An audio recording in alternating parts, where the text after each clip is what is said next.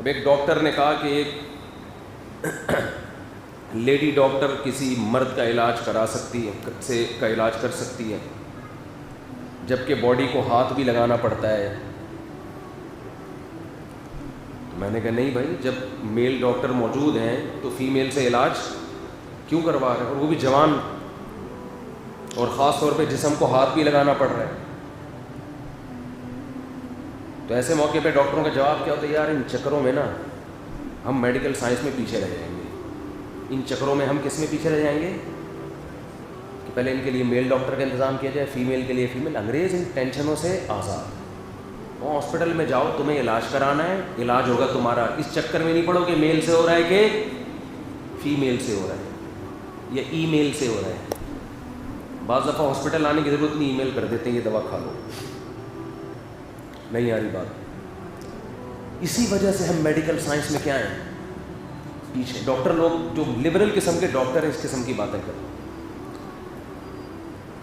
ہم کہتے ہیں بھائی گائنی کے ڈاکٹروں میں لیڈی ڈاکٹر ہونی چاہیے نا، اس میں میل کا کیا کام ہے سالے کا، وہ کیا کر رہا ہے وہاں پہ. مجبوری کے احکام الگ ہیں، موت سے تو بچانا ہے نا. اب یہ نہیں کہ وہ مر رہی ہے اور فیمیل مل نہیں رہی تو آپ نے غیرت پر ہمارا بیان سنا تو ہم نے کہا چلو عزت کے ساتھ موت یہ ذلت کی زندگی سے.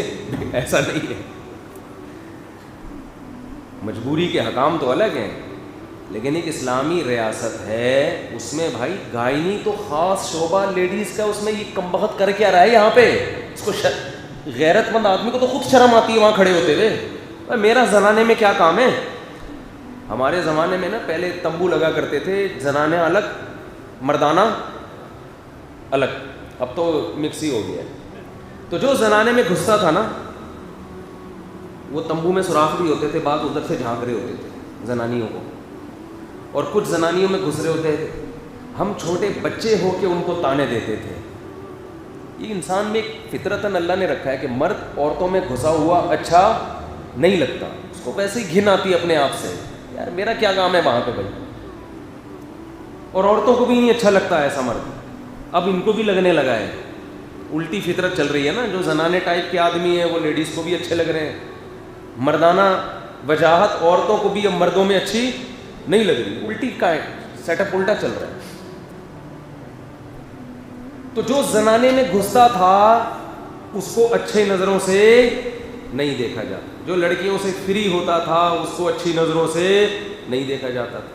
تو میل ڈاکٹر کو تو خود تھوڑی سی ایک حیا آنی چاہیے زنانے میں گھستے ہوئے. مجبوری کے احکام الگ ہیں. ایسا نہ ہو کوئی میل بیچارہ مجبوری میں زنانے میں آیا اور آپ نے میرا بیان لگا کے چلا دیا. دیکھو غیرت کے لوگ یہ کر رہے ہیں آج کل، کلپ چلا رہے ہوتے ہیں.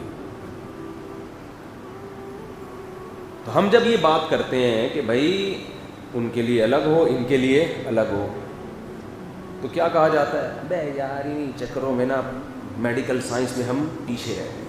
انگریزوں کے یہاں یہ ٹینشن وینشن نہیں ہے، علاج سے مطلب ہونا چاہیے. دیکھو میڈیکل سائنس میں تو ہم اس کی وجہ سے پیچھے نہیں رہ سکتے، یہ تو بیکار بات ہے. عورت اگر عورت کا علاج کرے، مرد مرد کا علاج کرے، اس کا ترقی سے اور میڈیکل سائنس سے کیا تعلق ہے بھائی. وہ پریکٹس کرے گی تو لیڈیز پہ کر لینا پریکٹس، یہ اس نے کرنی ہے تو آدمی پہ. لیکن فرض کر لو میڈیکل سائنس میں ہم اس کی وجہ سے پیچھے رہ گئے. اہم بات یہ ہے کہ دنیا کا ہر مسئلہ میڈیکل سائنس نہیں ہے. یہ نہیں کہ میڈیکل سائنس میں ترقی سے دنیا کے تمام مسئلے حل ہو جائیں گے. انگریز نے میڈیکل سائنس میں ترقی کر لی، غیرت میں بہت پیچھے چلا گیا. سمجھتے ہو؟ غیرت میں لیڈیز اور جینٹس کا جو فرق ختم کیا نا، اس کی وجہ سے غیرت اور شرم میں کیا ہو گیا، بہت پیچھے. اتنا پیچھے چلا گیا، اتنا پیچھے کہ اب ان کو اس غیرت والے نظام پہ آنے میں، جیسے ہمیں وہاں تک پہنچنے میں لوگ کہتے ہیں ترقی کے لیے 500 سال چاہیے، لیکن انگریز کو ہم تک پہنچنے میں غیرت میں 1000 سال چاہیے. اس کے بعد جا کے یہاں آئے گا اگر ابھی سے غیرت پہ کام شروع کر دے.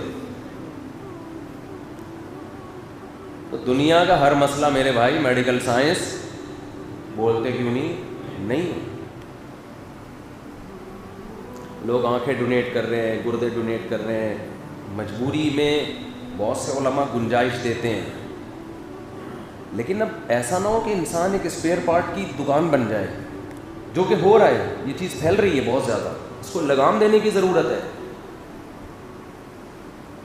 ہم منع کرتے ہیں بھائی آپ مرتے ہوئے آنکھیں ڈونیٹ نہ کریں, اپنی آنکھوں کے ساتھ قبر میں جائیں آپ. اس پہ لوگ اعتراض کرتے ہیں, اچھا جب خود تمہارے لوگوں کو آنکھوں کی ضرورت پڑتی ہے تو پھر تو جرمنی سے منگوا رہے ہو اور پتہ نہیں کون کون سے کنٹری سے منگوائی جاتی ہیں, وہ لوگ ڈونیٹ کر دیتے ہیں. دوسروں کے لیے اصول کچھ اور, اپنے بارے میں کہہ رہے ہو آنکھیں ڈونیٹ مت کرو. بھائی ہمارے مذہب میں جائز نہیں ہے, ان کے مذہب میں جائز ہے. اب ایک آدمی نے کر دی, وہ تو کر دی نا اس نے, تو اب آپ نہیں لگاؤ گے کوئی اور لگا لے گا. ہم نے کب کہا ہے گوروں کو کہ یہ ڈونیٹ کرو؟ بھائی نہیں کرو. ہم نے کب کہا ہے؟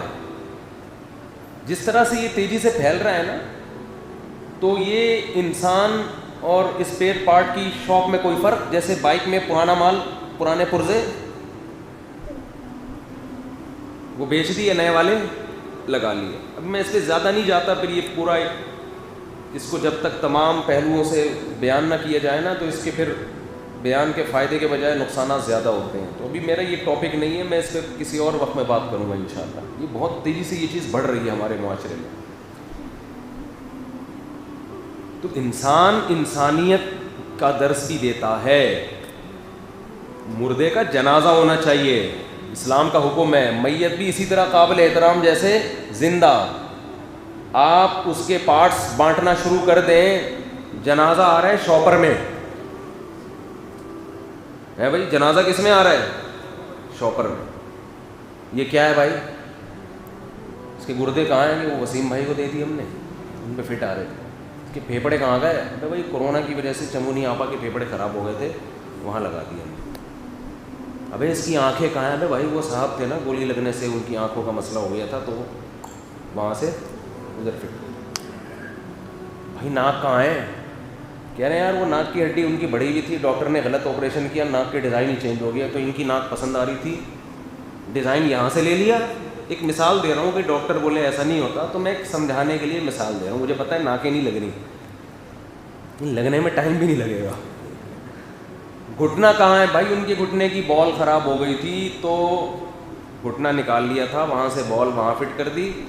اب دوبارہ گھٹنا جڑ نہیں رہا تھا ایلفی سے, پھینک دیا.